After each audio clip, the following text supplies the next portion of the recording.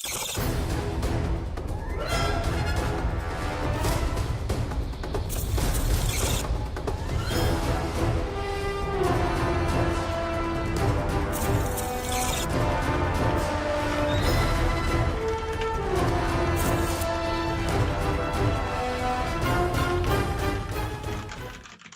up, everybody? Welcome to Unfiltered episode 44. And I'm your host, ChanManV, and we got a really full show. I say that like every week, but this one, guys, is extra packed with lots of good stuff today. Going to be talking about IEM Katowice and just all the different events and games that are going on and mini stories going on in the event. Going to follow it up with some Heroes of the Storm Tech Alpha launch. A lot of us were privy to being able to play the game on the first day, so we'll get everybody's opinion on that. And then we'll talk a little bit about what's going on in League of Legends with everything going on with AHQ and Promise and all that business. And round it off with maybe some free-to-play, the documentary talk, and maybe even a Smash question here or there. Quick Q&A, as always, at the end of the show with you guys. And we're going to do something a little bit different this week. We're going to be taking some questions from the thread like we always do. But I'm going to give my subs just first priority on questions each and every week from now on, just to give them a little love. You know, maybe get you guys a sub too. But no, give them a little bit of love and do that sort of thing. But I want to introduce my cast today. My co-caster, my co-host each and every week, Destiny. What's up, Steven? What's up, buddy? And then we got the British invasion today. I don't know where Richard's British flag is, but I think he normally would have it here. We've got Mr. TB joining us again, Totalbiscuit. Yep. And then got Richard, the guy everybody loves or hates. And it's that guy. And then ReDeYe, who's fresh off hosting and managing and planning Katowice. What's up, Richard? Paul? Okay. How you doing? Cool. All right, guys. Well, sorry about the time. You know, all those folks that might be tuning in or were expecting it to maybe start an hour later, but I was getting the time all wrong today, so apologize for it. So used to that being at like 5 p.m. Eastern on Tuesdays, but starting a little bit early today just because we got so much to talk about. But all right, let's just start off with IEM Katowice, just the big event that happened this past weekend. And really great event. I really enjoyed it. But I wanted to kind of start off by getting maybe just a high level impressions of it. ReDeYe, since you obviously you're heavily involved in planning and everything of it. How do you think the overall event went, and the success of it? How was it? I literally wrote a column today for ESL on our new gaming magazine site, so that's gone up. And I really struggled because they said just try and describe it in a few words, and it's really hard. But from a personal point of view, it was obviously a lot of hard work, and it's been a lot of hard work for best part of 9 months for a lot of people, because it's a long time planning thing. It's not just a straight thing where you just turn up and work and then go home afterwards. Although pretty much most of us were. Yeah. I thought it was. In 12 years of doing this, it was probably the best event I've been involved in. But it was also probably one of the most stressful as well. I've never had such a large casting team to manage at one event before. So, but in the main, I enjoyed it a lot. Mainly made by great games and an amazing crowd. And the venue just, I don't know, it just seems to kind of make everyone just step up, whether it's hosts, commentators, analysts, players, crowd. I don't know. It just seems to have that really cool atmosphere, and then everyone had just an amazing time. So yeah, from my point of view, obviously I'm going to be biased, but I think had it been a DreamHack or an MLG that I'd experienced in the same way, I'd be saying the same thing right now, because it was just fantastic. Yeah, I mean, from home, it felt really cool, and getting shots of the crowd and that kind of stuff. I think we could kind of get a sense for what it was like in the stadium. I hope so, because from our point of view, being there, that was one of the key things I kept saying to production, was that I really want the people at home to feel like, they're part of this. And as corny as that sounds, I really did want people to feel, that kind of tension and happiness and passion that came from the crowd. Yeah. Richard, I know you were there, right? You were also there just, I guess, covering it. What was it like actually in the stadium? I mean, first thing to say, I'm such a bitter and twisted asshole these days because of what esports has done to me. For me to say anything good about an event is so fucking rare. And this is one of the few events I like really enjoyed attending. Like, no bullshit, not just saying Paul's here and I'm mortally afraid of him. Genuinely, it was a real good event, and I think there was a feel good factor there right from the off. I mean, like, when we arrived to the event, we went down there before the stadium was even open, and we walked around in fucking circles trying to find an entrance, and we met some fans who were doing the same shit as us, and some ESL guy, some staff member came out, and he had, like, ginger hair, and these Polish guys who hadn't said a word in English started going, Ron Weasley, yes, you are wizard, you let us inside, like this, and I was fucking creased, like, so that was the first thing that I experienced there. I got into it. It was just incredible. Press were really well looked after, very professionally done. In fact, on the press passes, which are just here, they had the phone number for the press liaison officer. I've never even seen that done before, call them up. So that was great. Then when you go into the stadium, I mean, it's right up there. The Dream Arena is impressive. This is bigger. Bigger capacity. The crowd were absolutely mad for the whole esports thing and what they saw, and it really translated. The energy was incredible in there. It was very easy to walk across despite the size, because there was all these like little cul-de-sacs, so it didn't feel like you were running around doing laps like it does at some other venues. So that was brilliant.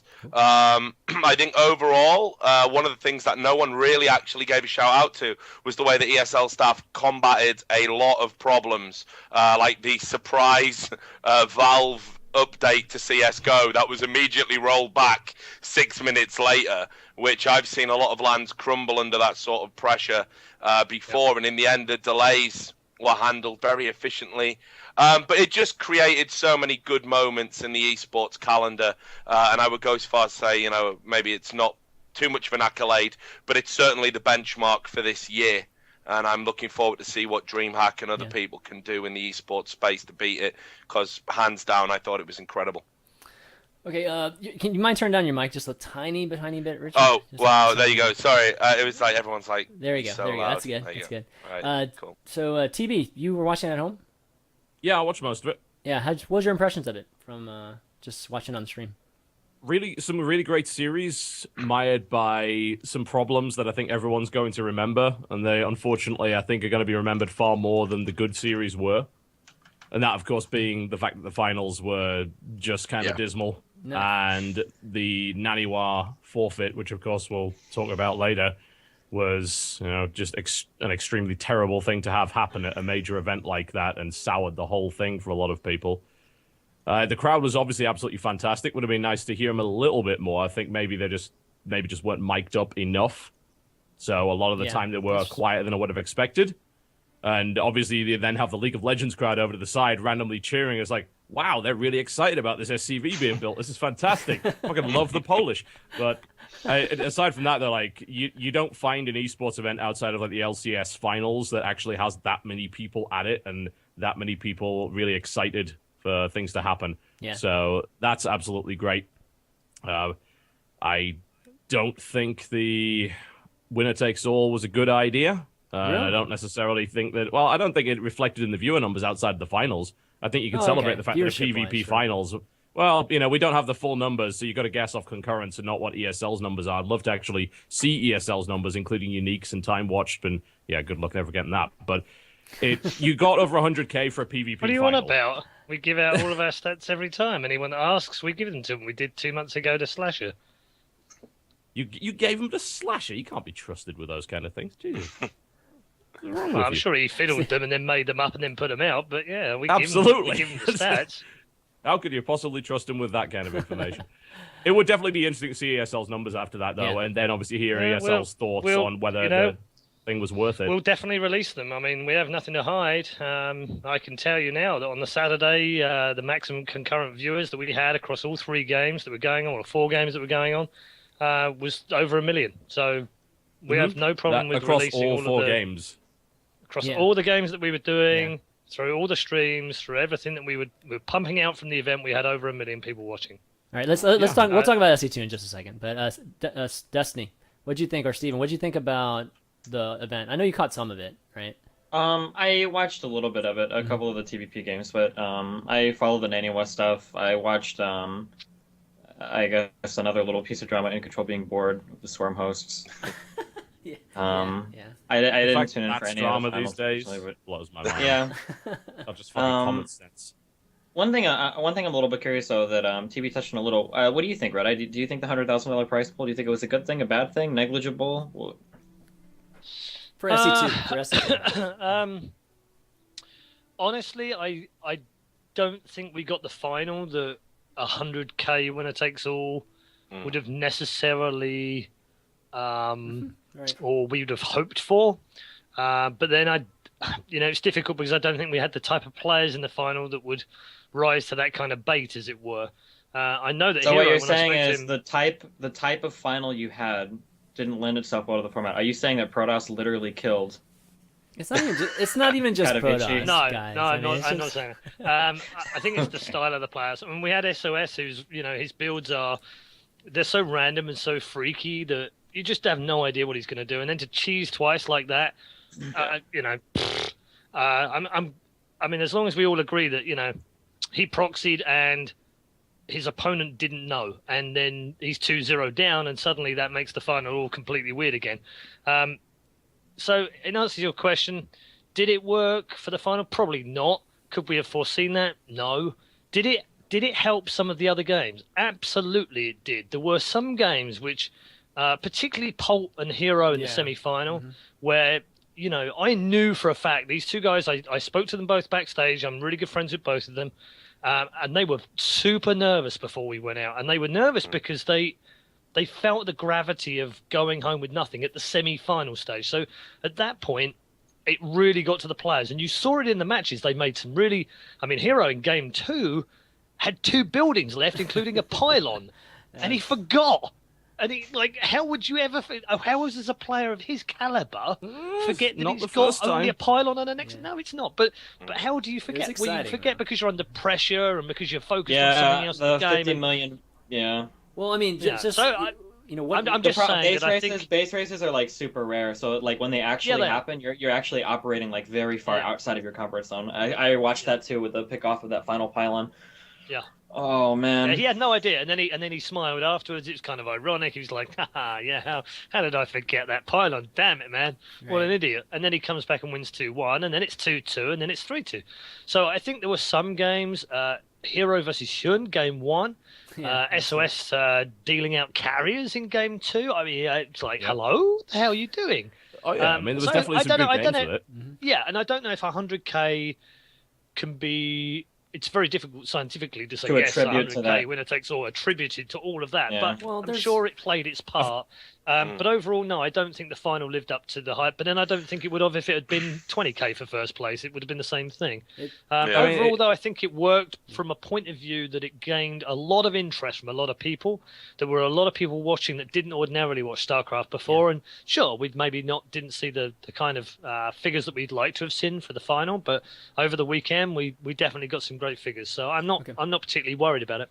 All right, I don't know how valuable cool. the data is for you, but did you guys ever consider like throwing out a tweet like, hey, like tweet at ESL, like, are you watching because of the 100K finals or whatever, just a yes and no, or Straw maybe poll. like stuff like that.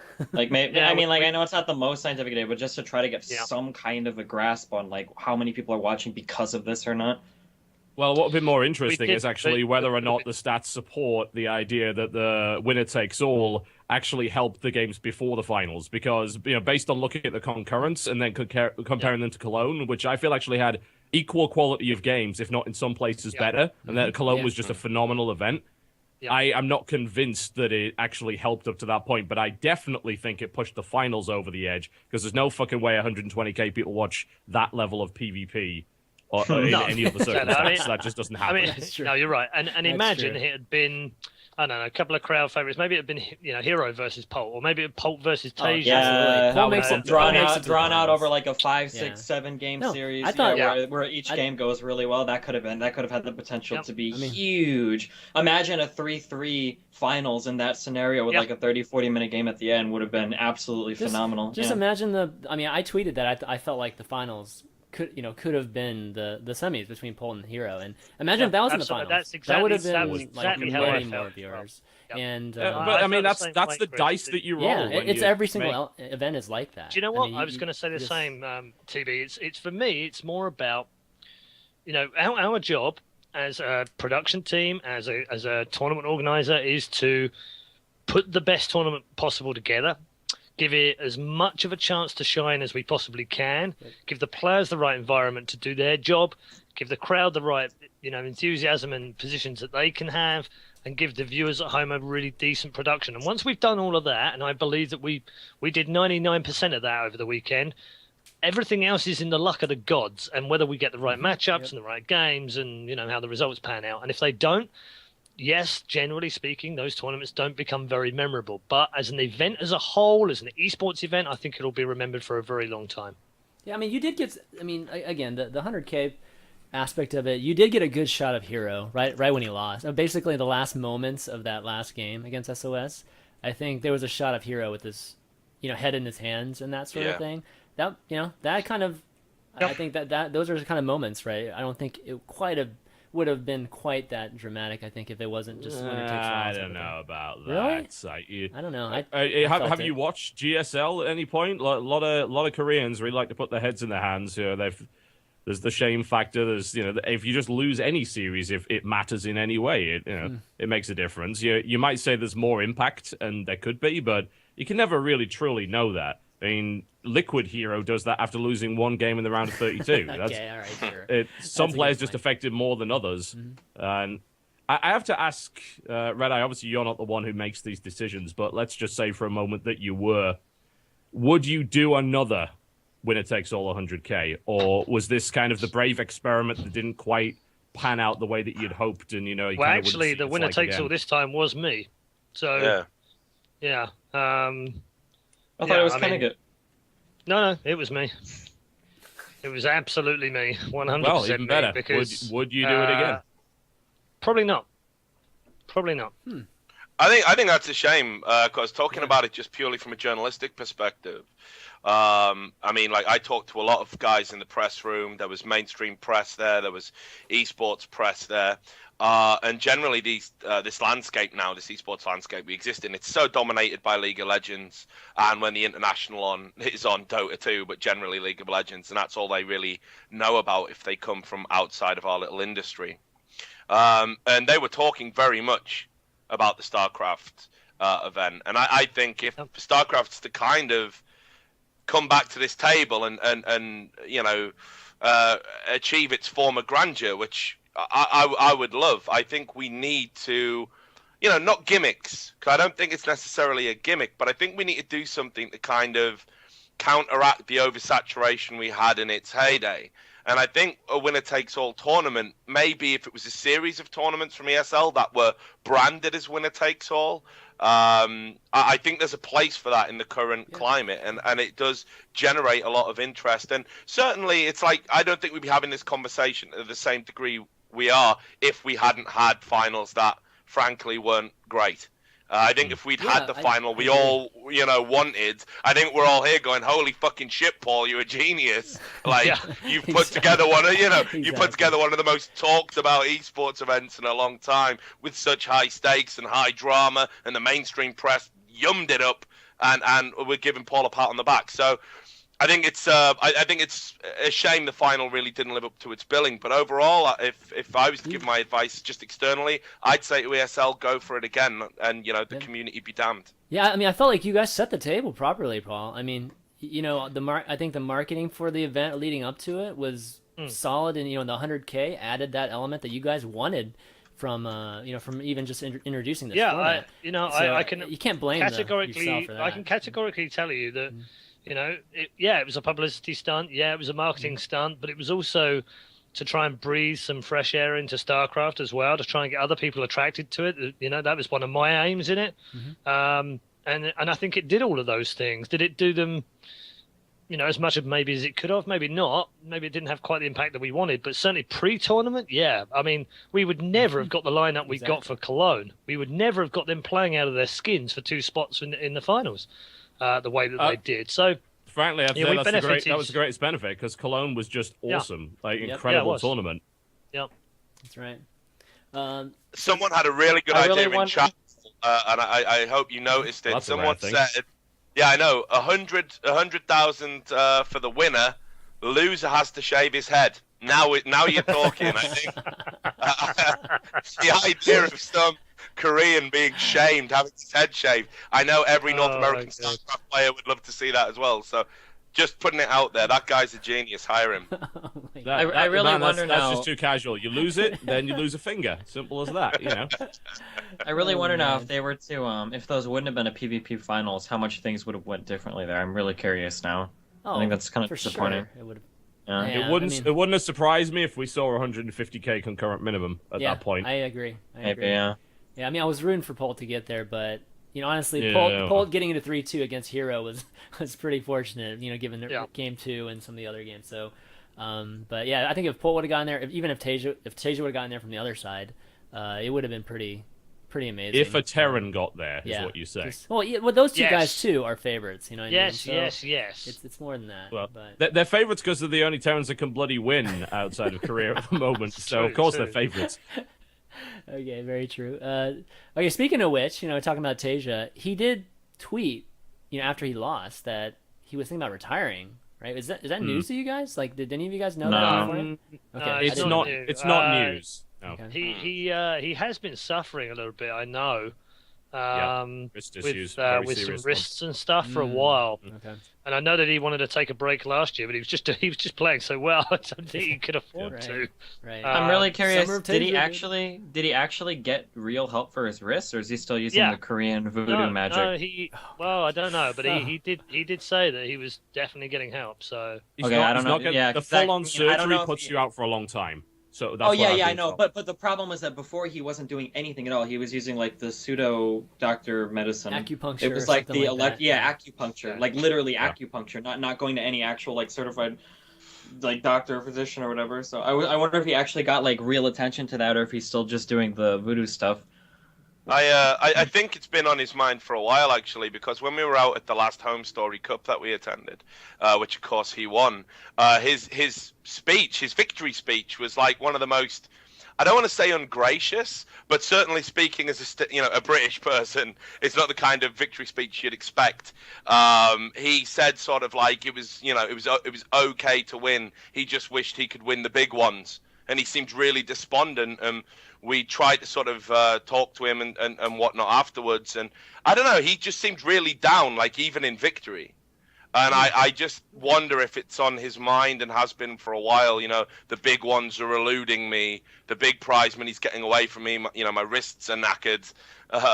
It might be time to, throw in the towel, so to speak. Yeah. So, I think he maybe realizes he's on a clock at this point with that. You can't keep playing like that. You've got to, at some point, cut it off and say, well, not literally cut it off, but say, I'm going to get this surgery, which is going to put me out of action for a long time. My recovery time is probably going to be ridiculous.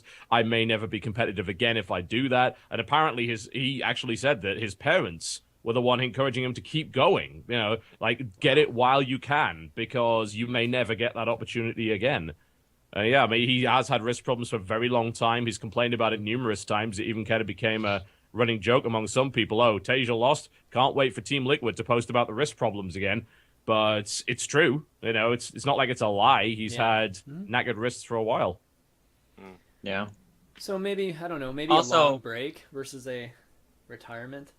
For a quick thing on perspective, because a lot of people don't understand that. When players are like, oh, like, why are you so sad? You're winning $10,000. When you're a world-class player, not winning the big tournaments and only winning the small tournaments almost feels worse than not winning at all. It's the same thing where, like, if you're like a like if you're like a semi-professional kind of turret player and you do really well on ladder and you're always like top 5 GM, but then you can never win in tournaments, like it's the same kind of feeling where it's like, fuck, like I'm right almost there and I should be able to win this, but I do okay here, but I get stuck here, and it just, that kind of thing drives you crazy. There are a lot Steven, of pro players. I would. Stephen, I don't think anyway. it's like that for Tasia, though. If you look at his results and you look who he's beaten all of the top players in every tournament he's played in, and it's not like he's been playing in small tournaments. Yeah, no. He's been I'm winning. not saying it's He's bad. been I'm low. just saying that- No, but the problem he's had is he's won. When he has won, he's won a tournament that has only given him 10k or whatever, and he seems to like. You know, BlizzCon, for instance, and IEM, he wasn't able to win them, and he was so close. And he's beaten the same players he's played against in those other tournaments. I mean, he's won 6 tournaments in 13, 14 months. So that's good, that's good. But I'm just saying that when you're at that level of being almost winning the big ones, to not close those out, but to win ones below it, like I totally get you. To be almost right there versus just being worse, because he knows it's within the ability to win. Yeah. Here's an awkward stat. Tasia has won 4 more major tournaments than SOS, but earned 60, 70 grand less. Yeah, that sucks. Yeah, that pretty much sums it up. I mean, well, hopefully, I hope it's more of a break. I mean, Tasia's really I do young. too. He's still very, very young. God knows we need Terrans in Korea right now. Exactly, and Terrans everywhere else as well. Yeah. Well, yeah, but you know, when you look at GSL, nowhere else like, matters, right? Maru and who else? That's it. Yeah. Who else was in the tournament? What, Jachi? Yeah. I think that's about this the only one. other. Yeah, Jachi was in there. Jachi, Bolton. Yeah, I mean, we had Tasia. three through to the quarterfinals, so you know, don't get on David Kim's back. You know, we had a reasonable representation, and they all did well, but just falling over at the last hurdle right now. How'd Zerg do? So let's move on. Outside beyond that hand series, man, it's just like there's nothing to watch for the most part. So talking about, you know, I guess that's one of the things that you brought up, TV, was really just so many Protoss. So there was a good chance we were going to get a PvP finals. And what do you guys think of the whole thing? I mean, obviously, our community has been whining about just the Protoss, and for a long time now, there's all this David Kim hate. I mean, we all know it.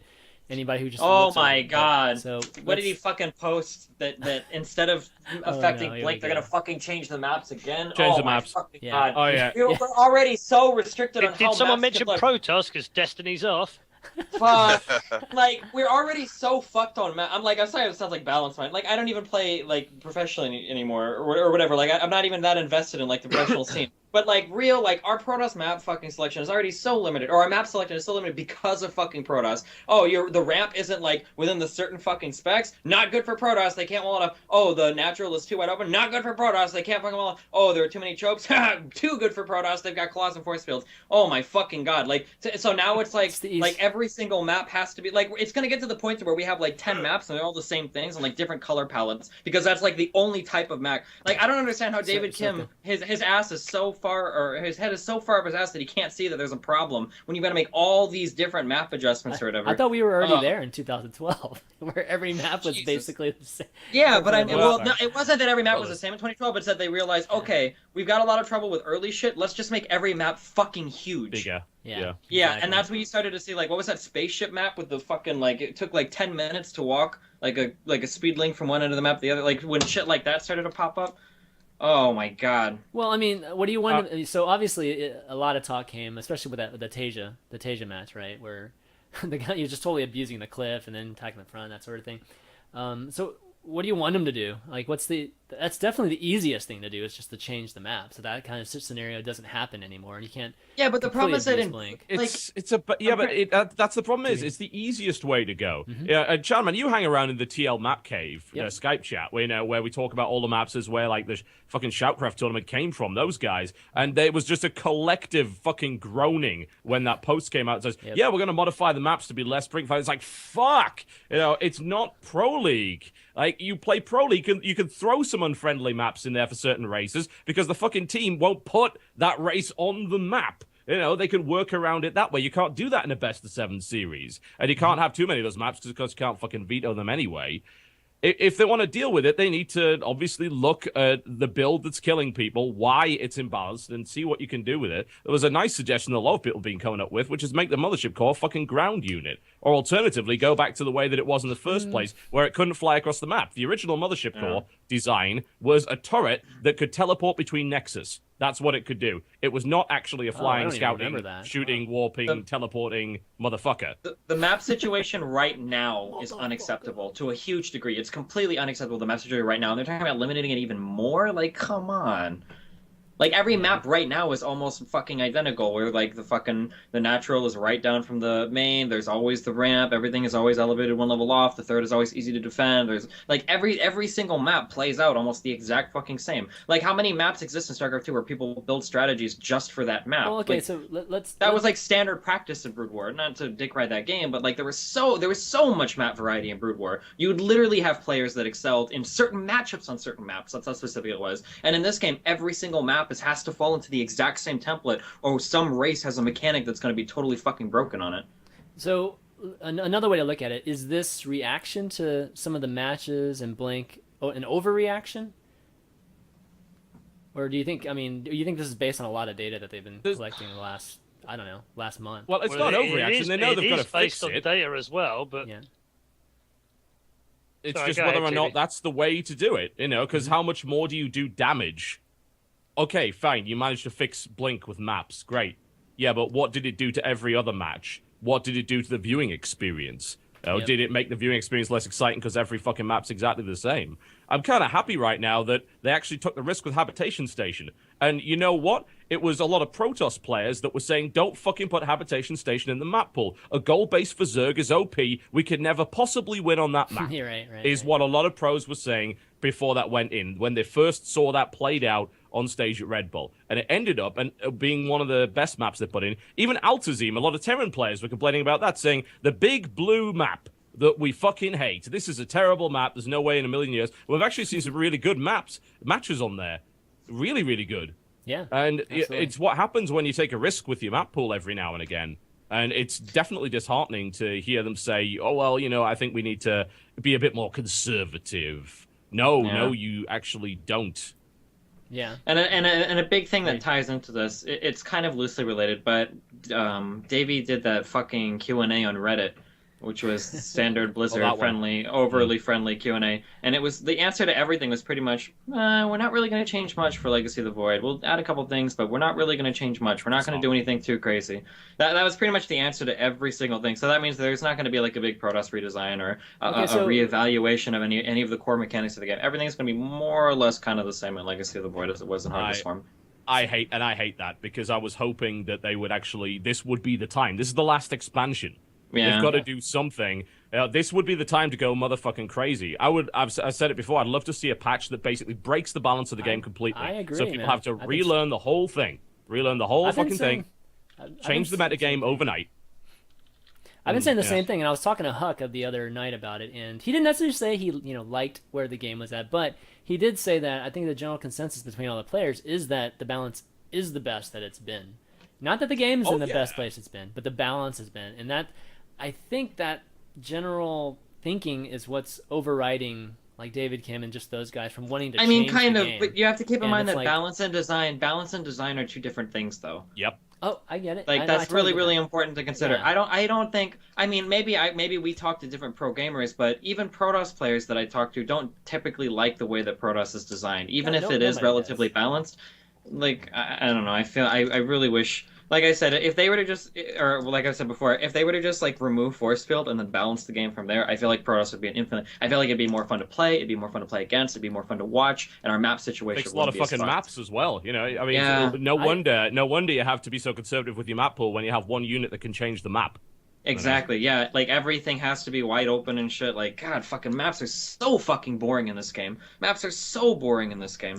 Yep. Maybe there would be actually something when all the asshole casters at the start of the match, I do this too. When at the start you're like, oh, nothing to talk about. It's a blah blah blah blah blah. The reason why there's nothing to fucking talk about is because the opening of the map is always going to be the fucking same every single time, because there's nothing really to talk about in the map too much. Like, you can't go over like, oh, well, in this map, like, this is really interesting, because like the most interesting thing that you can talk about is on like Yansu. Well, you can't can't really take this third because it can be attacked from the low ground. So you take the other third. Time to sit here for 4 fucking minutes and watch the game unfold the exact same way it does on every single other map in the fucking game.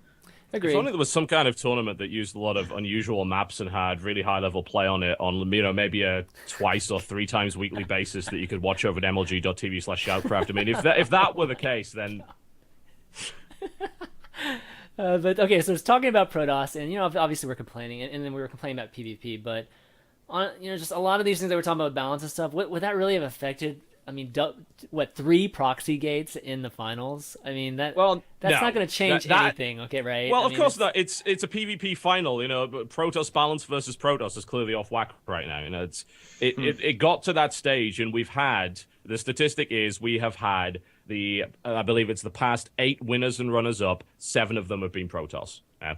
And that's in major tournaments. And that's a pretty high statistic that a lot of people look at. And it's obvious at the highest possible level, there are some really, really strong builds that Protoss can do that are very, very hard to defend, ridiculously hard to defend. And the top level of Terran and Zerg are struggling with them, right? I mean, I don't even see how we can argue that that's not a fact at this point.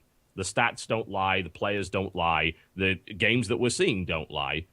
And something has been done about it, but the problem is that balance patch came in very, very shortly before Katowice, and we don't know just how much difference it really made yet. We don't have a large enough sample size to know if those nerfs were enough, if changes need to be made, if the other races need to be buffed. But Terran in particular, the buff Widow Mines, was that enough?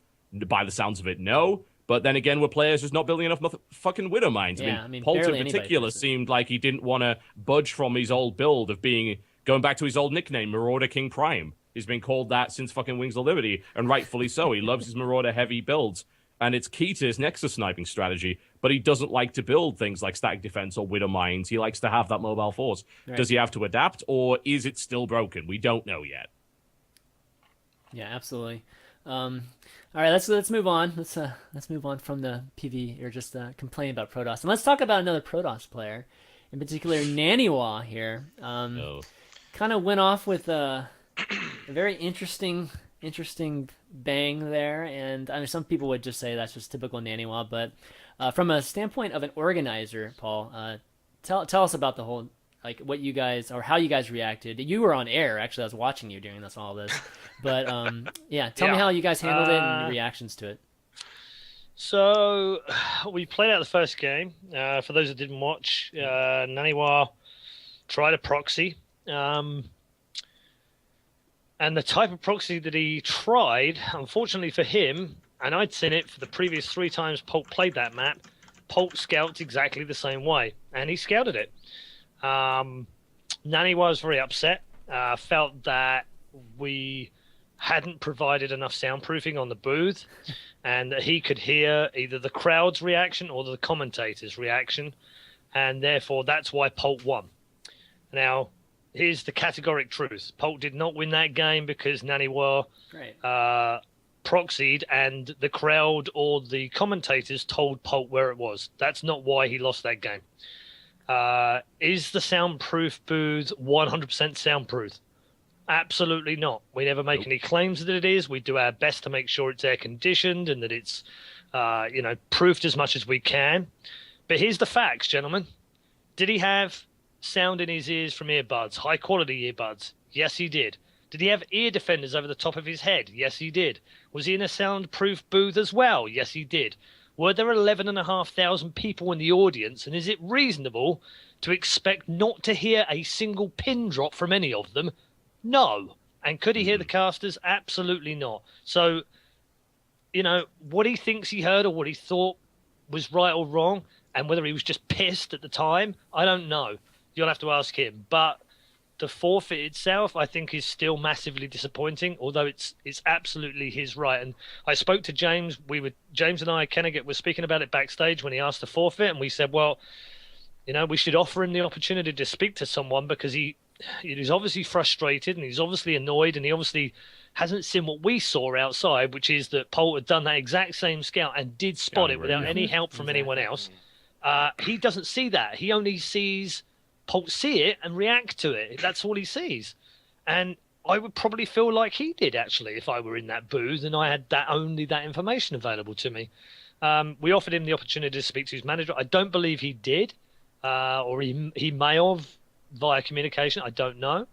And we said, we're not going to force you to play matches you don't want to play, and if you want to forfeit, you can forfeit. I mean, that's the player's prerogative.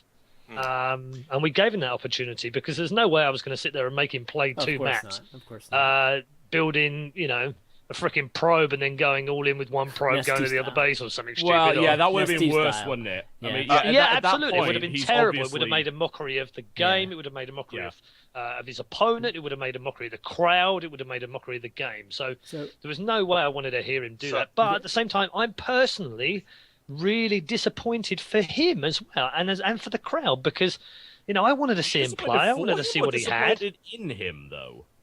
For him? Yeah, no, actually... because I'm past that, and I understand that he is one of these exceptionally talented individuals who also is very susceptible to the surroundings that he plays in, and that Wait a sec. I don't know. What happened was there are times, I said this exactly like a week or two ago, when Naniwa cares a lot, he will go fucking crazy practicing. 40 games a day easy. Absolutely. When he doesn't give a fuck, he will not practice at all. He didn't practice coming into this. It was obvious based on what he did. So when he lost the first game, he got rattled because he knew he had no fucking chance in hell of winning, and he just fucking rage quit the tournament. That's exactly what happened. He didn't prepare for shit for this tournament. He knows it. View what happened. Well, I guarantee it. I have a kind of different perspective on this. I was with Johan either side. I was with him before the game, not with him. I don't mean in a biblical sense, obviously, but not with him, like talking to him. But we were in the same area, and I was observing him as I am prone to do in my creepy journalist fashion. And I watched him go off to play the game, and I was with him afterwards when he got back. Now, my first take on it is I'm much like Paul. I think it's completely unreasonable to expect you not to hear anything. I don't like the idea of soundproofing in esports in general. Anyway, I think it's a stupid thing to be having a discussion about when you look at every other sport going and how we want to, compare ourselves to that. So, but let's just be honest. It's not the same format. Those sports don't have that hidden information. Let Richard finish his point here. Go. I disagree with that point actually, and I'll give you some examples. But that's a side issue. So anyway, I'm watching him after go through the motions, and it was just like, okay, he's stormed out. Now I know people must know this. He doesn't like Polt. People know that, right? That's not like that's not a secret. So for me, I reading between the lines, I think he's gone into it. As Destiny rightly says, he wasn't practicing before the tournament. He's had retirement on his mind for a while as well. I think he's a little bit dissatisfied with the game. He came to the tournament and he wanted to just get as far as he could to kind of meet his obligations to Alliance. And then get the fuck out. And the minute he got drew with Polt, I think it was in the back of his mind, what's the out? What's the out? And there was nothing to imply for me, but, as a layman, that the crowd influenced the result. But interestingly enough, what wasn't talked about publicly, lots of professionals were saying, the players were saying, man, you can totally tell when you're at a big event from how a crowd reacts. So maybe. And I think maybe some people kind of encouraged Johan after the event, because when he was there talking about it, he honestly, it wasn't like, it wasn't a front. He was saying to people, no soundproof booths, eh? Bullshit. I had an executive decision to make. That's a quote. That's what he said. So it was like, I think for him it was very real. And that isn't to say it wasn't or it was, but I think for him it was. And certainly at the end of it, I don't think he was disappointed at having walked away from it, but I think he knew, A, he was going to get a ton of hate for it. B, he was hyper aware that Alliance were pissed off about it. And certainly there was a lot of people in the press who were saying to me, Richard, you've got to write about that because that No, seriously. Of course, They were of course. that's classic Alex Garfield. That is. It's a publicity stunt.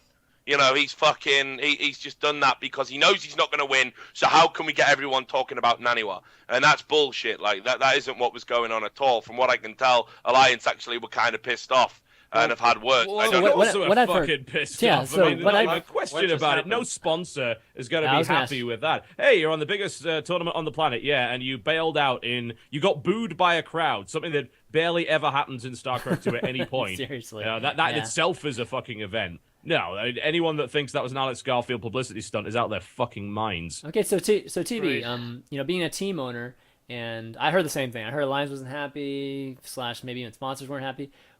How do you deal with it, TV? Like when you have a player like that and he does that, and you're sitting next When to he your does sponsors. that, Yeah. Well, I mean, if the sponsors actually contact you, and for hell, I mean, we have actually had a similar situation. It wasn't anywhere near as severe, but back at MLG Dallas 2012, Crank was there, and he ended up forfeiting a match in the lower bracket. It wasn't that far in. I mean, it certainly wasn't a big stage like that either, but he forfeited a match, Yeah, I remember that. and he had the right to do that, just as Naniwa had the right to do that. But the disappointment for both the fans and obviously us was a big deal. At the time, we had a sponsor, we contacted the sponsor, and we explained the situation, and we as like managers took full responsibility for it. And I mean, there are internal sanctions for that kind of stuff. Yeah, but that forfeit remind me if I'm correct me if I'm wrong. That was because that was more for a teammate, right? Than it was. No. Wasn't it? No, Or that was that was MLG Rally. We only had one player there. Yeah. Yeah, I think if you're talking about one where he basically played really badly against Alicia, and there were accusations of throwing the game to his teammate, which we never really knew. It's hard to say. Crank actually has some pretty bad nerve and mindset issues that can really affect him. I think it was one of the WCS seasons where people visibly saw his hands shaking like this. You want to know why? Because he took a bunch of energy drinks, because he was in such a tizzy about everything. He said, "This will help me somehow," and of course, it was a pretty stupid thing to do. Okay, so getting back to it, if Naniwa's your player, what do you do? If Naniwa's my player and he does that, I mean, he wouldn't be on my team anymore. Like, that's severe enough for me to just kick him off. That would be... I'm trying to think through our contracts. Most of them are obviously in Korean, so that doesn't help. But I'm pretty sure we do have a contract clause which does allow us to unilaterally sever a player for gross misconduct, which I personally, if I was Naniwa's manager, would have viewed that as gross misconduct, and I would have fired him.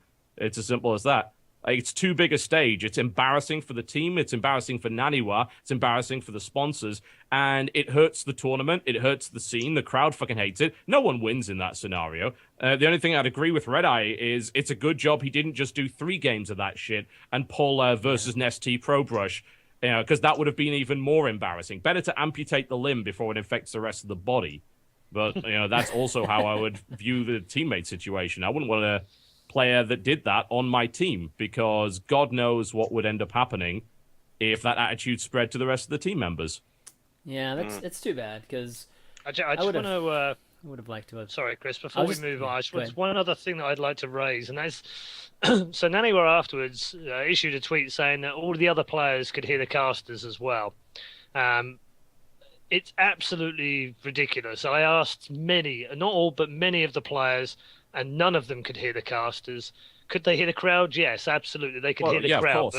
But the crowd would cheer at weird moments as well, because they could hear them from the LoL stage and from the CS stage. So I don't know whether they're going, oh, I know, I'll listen out. And if I'm being proxied, maybe the crowd would be like, oh, cheering or something, and maybe I can then check it out. No player is doing that in the tournament. And I'll give you the biggest example of how I know this. Look at the grand final, with more people watching than anywhere else at any time in the entire tournament, and there were 3 proxy builds, and none of them got found. Absolutely. So don't tell me that the casters could be heard. I mean, the whole booth thing too. Correct me if I'm wrong, but I mean, almost every event, the booths are not soundproof completely. Well, no, because they're made of wood, and they're not suspended in the air in a gravity bubble with no atmosphere. There's basic fucking principles. It's not. No, it's not just for looks. Yeah, I mean, it does help. That's not true. It does help. It isn't for looks. It's the least effective component. of the kind of 3-stage soundproofing. I'm right on that, Paul, right? You know, of the 3 pieces of soundproofing you use, that's the least effective component of it, right?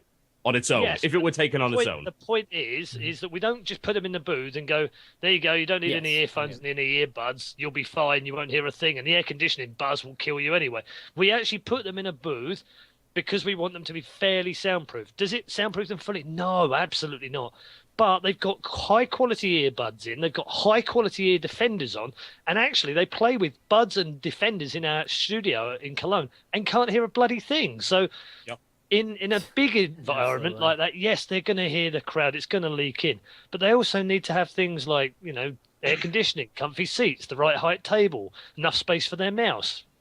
Lots of other things that we have spent years learning about and catering to them through people like Todd moaning and pissing in the wind all the time about conditions and you know, I want this table height and I don't want this table depth and I want the monitor at this height, and they're all right. I used to be a player too that got driven mad and splinters in my wrist from where I would have my setup and it was too high and these stupid wooden crates had been used for discs, and I love the fact that we've moved on from that 10 years on, but you know, are we in a position where we can ship a 50 grand soundproof, 100% soundproof booth to every event? No, we're not.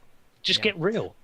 I mean, just as a postscript as well, I don't know what you guys think about what it means for sort of Naniwa's career if it was to end on this note. And I find it astounding that just at a time when Protoss is considered OP, he would decide to throw in the towel now. Like, it's like it should be the perfect storm for him to be a dominant force in the sport. And I know I can't figure him out. I can't figure his decision-making process out a lot of the time.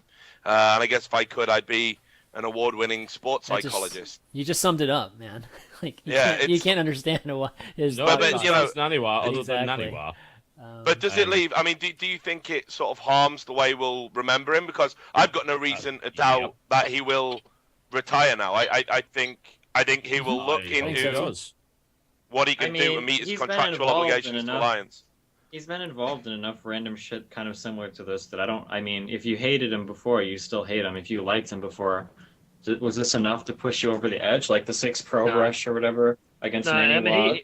I'd say this is worse. This, in my opinion, was worse than the 6 Pro Brush. That, you know, at least you could kind of understand the idea that game didn't actually matter. Like, he couldn't win. I guess. Yeah, maybe I'm just like, maybe I'm really cynical, but this wasn't really that surprising to me. Like, he'd been tweeting like a month before this how much he hated the game. He said Stormhosts were done. Literally the night before this tournament, he was saying, wow, I can play League of Legends from my hotel room. Like, this wasn't really that. Like, when I saw it, I was like, oh shit, that drama. But I wasn't like, oh my god, Naniwa really forfeit? Like, I thought it was pretty obvious coming into this that he wasn't going to be practicing for it. The first game clearly showed that, and he just pieced the fuck out afterwards. Like, no, I don't think this had anything to do with soundproofing. It wasn't really that surprising, and it was in line with typical Naniwa behavior, in my opinion. But I mean, that's the thing. Like he kind of set us up for not expecting much from him, and so you why think not he just was play? gonna, You know, like, why not just play like just as play best and you lose? can? Because it's fucking Naniwa. Naniwa doesn't play to lose. Naniwa only cares about winning. If he doesn't think he's got a chance of winning, then he'll just leave. He doesn't give a fuck. But if he dodged it would have been fine. I think he would have kept going. I honestly think that, man. Like, I don't think so. I think his dislike of that particular individual, and then really that happened. What about the other 14 players in the tournament though that he didn't like? He has dislikes the 14 here as much as I don't think Naniwa had really practiced one person he does like. If Naniwa really prepped for the tournament, I don't think running into one play would be enough for him to go fuck it. That's just not the kind of person Naniwa is. He would still be playing to win, even if it was somebody that he hated. I don't think he would just throw away his tournament because of the fact that. Yeah, Stephen's right. Look at what he did at the back end of last year before BlizzCon. He was 3 weeks away, and he went, "Okay, fuck, I need at least fucking 600 points. I know. I'll go to IEM, and I'm going to fucking practice like you've never seen me practice before."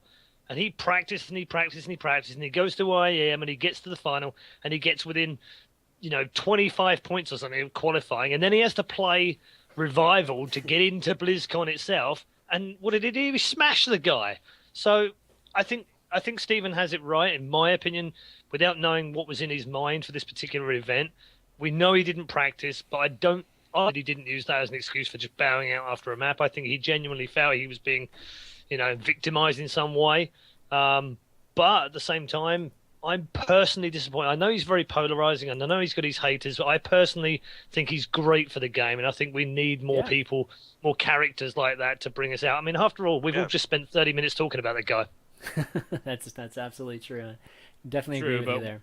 I'd prefer to. All I could say is I prefer to talk about A Foreign Hope in a positive light, not in that way. Yeah, of course. And it's unfortunate. I like Naniwa. I was a big fan of his play, but after that, that is actually the point. Someone asked earlier, I think it was you, Stephen, whether or not would that be enough to push you over the edge. In my case, fucking yes. It's the worst thing he's ever done, in my opinion, by a country mile, and it was absolutely enough to push me over the edge to say, look, I can't sympathize with you anymore. Like, I can't. That's too much. Like, when you allow whatever issues you happen to have to affect your personal, well, not your personal life, but your ability to do your job. Yeah, your ability to do your job, which is what this is, to that level, then that's the kind of time where you've got to step away, and just for your own sake. If not for anyone else's, for your own fucking sake, take a step away. Yeah. I mean, I guess. I mean, the shots at Scarlet after they played their show match, the random shit talking about Thorzane on Twitter for the sweet, like, I don't know, Naniwa's done so much shit like this in the past that I'm really surprised that, like, this is like the one where, like, well, you know what, Naniwa's kind of a fucking bad person. I don't want to be like, I mean, I guess I understand it, but I don't know, he's just done so much stupid, borderline, like, aspy shit in the past that, like, it just surprises me that this is, like, the turning point. But I mean, I guess I kind of understand it. I don't even think he's a bad person. Like, as a person, I really like Johan, like, absolutely. As a talent, he certainly got it, and he always seems to conspire against himself. And I don't think he's ever hit his true, real potential, even when he was at his peak, because there's so much in him. But he always seems to find a way to sort of suppress it and fuck up his own shit. Like the mind boggles. But yeah, I feel that it's clear now he doesn't enjoy the game anymore. I don't think he really enjoys being part of the scene anymore. And when you don't enjoy something, did he ever? You should just quit.